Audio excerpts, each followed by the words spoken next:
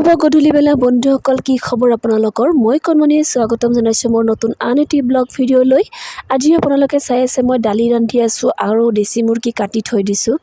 হয়, এইবিলাক ৰান্ধি বাঢ়ি থৈ মই বিয়া খাবলৈ গৈছোঁ। মানে কি হৈছে, মামাৰ ল'ৰা এজনৰ বিয়া আছিলে। তেওঁ বিয়াৰ ফিৰানি আনিবলৈ মোক কৈছিলে ঠিকেই, কিন্তু মোৰ সিদ্ধান্ত নাছিলে যোৱা, কাৰণ মোৰ গাটো বহুত বেয়া আছিলে। মোৰ নাজানো, মোৰ ডক্টৰে কৈছিলে যে মোৰ গাত তেজ বহুত কম আছে আৰু মূৰটো ঘূৰাই থকাৰ কাৰণে সিদ্ধান্ত নাছিলে যোৱাৰ কাৰণে। গোটেই দিনটো ফোন কৰিছিলে, কিন্তু মই ভাবিছিলোঁ যে মই নাযাওঁ, কাৰণ মোৰ গাটোৱেই বেয়া। মই যদি ভালদৰে বহি থাকিব নোৱাৰোঁ তেনেহ'লে কেনেকুৱা হ'ব। কিন্তু কি হৈছে বন্ধুসকল, যেতিয়া এইবিলাক ৰান্ধা বাঢ়া মোৰ শেষ হৈ গ'ল, তাৰপিছত সিহঁতে ইমান ফোন কৰা ধৰিলে, ভাবি তোমাৰ যাবই লাগিব যাবই লাগিব যাবই লাগিব। এতিয়া মই যদি নাযাওঁ সিহঁতৰো মনটো ভাল নালাগে। এতিয়া আইতায়ো ফোন কৰিব ধৰিলে, মামা ফোন কৰিব ধৰিলে, আৰু যে দেৱৰজনেও ফোন কৰিব ধৰিলে। অৱশেষত মই যাবলৈ সিদ্ধান্ত ল'লোঁ, আৰু মোৰ ল'ৰা ছোৱালীকেইটা ঘৰতে আছিলে। খালি সৰু চিম্বাক লৈ মই যাবলৈ ওলাইছিলোঁ, আৰু ভাবিছিলোঁ মই গ'লে কি সিহঁতেতো আৰু ৰান্ধি খাব লাগিব।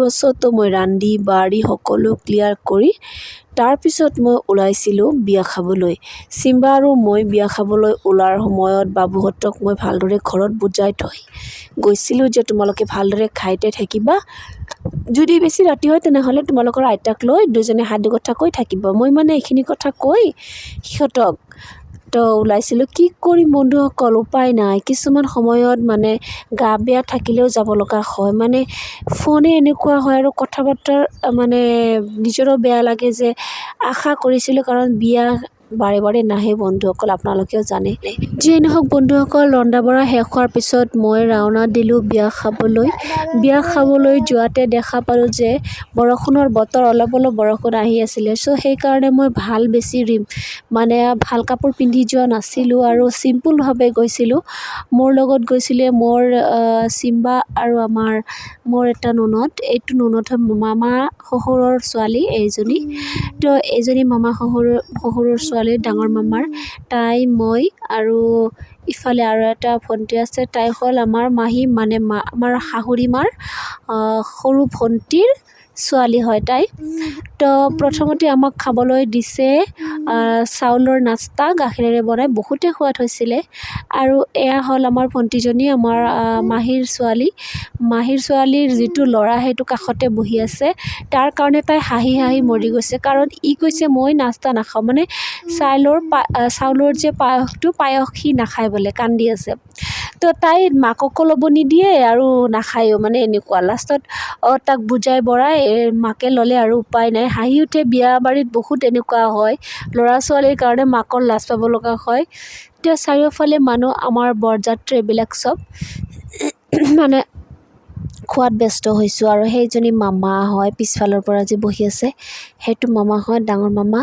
আৰু মই ভিডিঅ' আপোনাক প্ৰথমৰ পৰা দেখুৱাব নোৱাৰিলোঁ, কাৰণ গাড়ীত আহিছিলোঁ আমি হেঁচা ঠেলাকৈ। তেনেকুৱা চিটুৱেশ্যনত ভিডিঅ' বনোৱাটো অসুবিধা হয়, কাৰণে মই আৰু ভিডিঅ' ভাবিলোঁ যে আমি কি খাওঁ নাখাওঁ মোৰ বন্ধুসকলক সেইটোৱে দেখাম, আৰু কি কৰিম। খোৱা বোৱা বহুত ভাল দিছিলে ইহঁতে। প্ৰথমতে আমাক চৈ দিছিলে, চাউলৰ নাস্তা দিছিলে, তাৰপিছত পোলাও দিছিলে, ব্ৰইলাৰৰ মাংস দিছিলে, তাৰপিছত দিছিলে লেবু, চপ, বৰা, পাপৰ, লাবৰা আছিলে, আৰু দালি আছিলে, আৰু কি দিছিলে, পনীৰ দিছিলে, বহুত কিবা কিবি আইটেম আছিলে ইহঁতৰ। তিয়ঁহ দিছিলে, চালাড দিছিলে, আপোনালোকে চাই আছে, চালাড দিছে, সকলো বস্তু দিছে। ভাল লাগিছে বিয়াখন খাই, আৰু ইমান ডিচিপ্লিনভাৱে দিছে। মানে বিয়াখনত বহুত ডিচিপ্লিন আছে ইহঁতৰ। মই মানে সকলোতে মানে এনেকুৱা ডিচিপ্লিন নাপাওঁ, বহুত ভাল লাগিছে। আৰু এটা কথা ক'বলৈ পাহৰি গ'লোঁ, হেৰি দিছে, মিঠা দৈ দিছে, আৰু মিষ্টি দিছিলে। এয়া হ'ল আমাৰ মাহীৰ ছোৱালীজনীৰ ল'ৰা। সি বাৰে বাৰে পোলাও খুজি খাই আছে। মই ইমান হাঁহিছোঁ চাক দেখা পাই। ডাঙৰ মানুহৰ নিচিনা কয় যে মোক পোলাও দিয়া, মোক পোলাও দিয়া। কিন্তু আমাৰ চিম্বা যে অকণো ডিষ্টাৰ্ব দিয়া নাছিলে, মানে যি দিছে তাকে খাইছিলে। চিম্বা ইমানেই ভদ্ৰ হৈছিলে, কিয় বা নাজানো। চিম্বা বহুত ভালদৰে বহি বহি খাই আছিলে, আৰু আমি খাই আছোঁ বন্ধুসকল। যদি আপোনালোকৰ